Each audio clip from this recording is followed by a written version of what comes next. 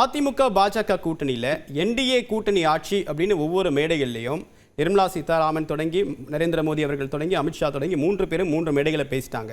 இதற்கு அதிமுக ரியாக்ட் பண்ணிச்சா? ஒவ்வொரு தலைவர்களும் எதற்கு ரியாக்ட் பண்ணணும், யாருக்கு ரியாக்ட் பண்ணணும் அப்படின்ற லிபர்ட்டியை அவங்களுக்கு இருக்காதா? அது ஒரு அரசியல் வியூகம் இல்லையா? அது அப்சல்யூட்லி. அப்புறம் எதுக்காக செல்வ பிறந்தகை பேசினாரு, எதற்காக நேற்று முதலமைச்சர் ஸ்டாலின் அவர்கள் பேசினாங்க? அவங்க அதை ரியாக்ட் பண்ண வேண்டிய அவசியம் இருக்கு, ஏன்னா உள்ள பிரச்சனை இருக்கு அப்படின்னு அவங்க ரியாக்ட் பண்றாங்க. பாஜக அதற்கான பிரச்சனை இல்ல, அதிமுக அந்த பிரச்சனை இல்ல, அதனால அவங்க 2 பேரும் ரியாக்ட் பண்ணல. ஸோ அந்த ஸ்டேட்மெண்ட் வந்து ரியாக்ஷன் கிடையாது அப்படின்னா அது ஒரு பொருட்டே கிடையாதுன்னு சொல்லியிருக்கலாமே, சிம்பிளா முடிஞ்சிருக்கும். இன்னைக்கு வந்து ஜென்ராம் அவர்கள் ரொம்ப தெளிவாக சொன்னாங்க. அதே ஒரு ஸ்டேட்மெண்ட் அங்க முதலமைச்சர் அவர்கள் கொடுத்திருக்கலாமே. ஸோ ஜென்ராம் அவர்களுக்கு இருக்க தலைவர், திமுக தலைவர் அவர்களுக்கு இருக்க தெளிவாக இல்ல அப்படின்னா அந்த ஒரு பொசிஷன் நம்ம எப்படின்னு பார்க்க வேண்டியது இருக்குல்ல. ஆனா ஜென்ராம் அவர்களோட எக்ஸ்பீரியன்ஸ் நம்ம மறுத்து சொல்லிட முடியாது. ஒரு லீட் ஜேர்னலிஸ்டா அவர்கள் வந்து இத்தனை ஆண்டு காலம் இருந்திருக்காங்க, அவர்களோட வார்த்தைகளை வந்து மற்றவர்கள் பயன்படுத்த முடியாது. ஆனா அதை வந்து முதலமைச்சர் கையாளல அப்படின்னா அங்க உண்மையிலேயே பிரச்சனை இருக்கு அப்படின்றதுதான் உண்மை நிலவரம். சோ அஇஅதிமுக தலைவர் வந்து ஜென்ராம் சார் அதை சொல்லல, பிரியன் சார் சொன்னாரு. சரி, பிரியன் சார் சொன்னார், அவருக்கும் அதே எக்ஸ்பீரியன்ஸ் அதே மெச்சூரிட்டி தானே.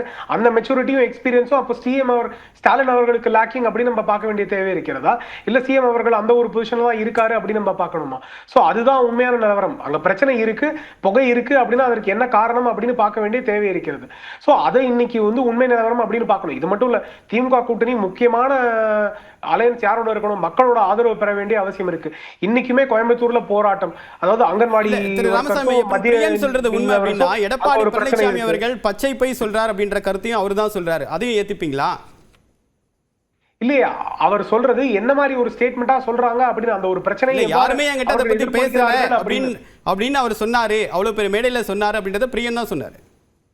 இல்லையா, அது உண்மையா பொய்யா அப்படின்னு தெரியணும்ல. அவர்கிட்ட எடப்பாடியார் அவர்கள் அவ்வளவு பெரிய பொய் சொல்றாருன்னு அவர் சொல்றாரு. நீங்க அதை ஏத்துக்கும் போது இதையும் ஏத்துப்பீங்களான்னு கேட்கிறேன். எடப்பாடியார் அவர்களுக்கிட்ட நான் சொன்னது, பிரியன் அவர்கள்ட்ட என்ன மெச்சூரிட்டி இருந்தது, அவர்கள் என்ன லாங்குவேஜ் பயன்படுத்தினாரோ அதை முதலமைச்சரால் பயன்படுத்த முடியல அப்படின்னு அந்த மெச்சூரிட்டி எடப்பாடியார் அவர்கள்ட்ட இருந்தது.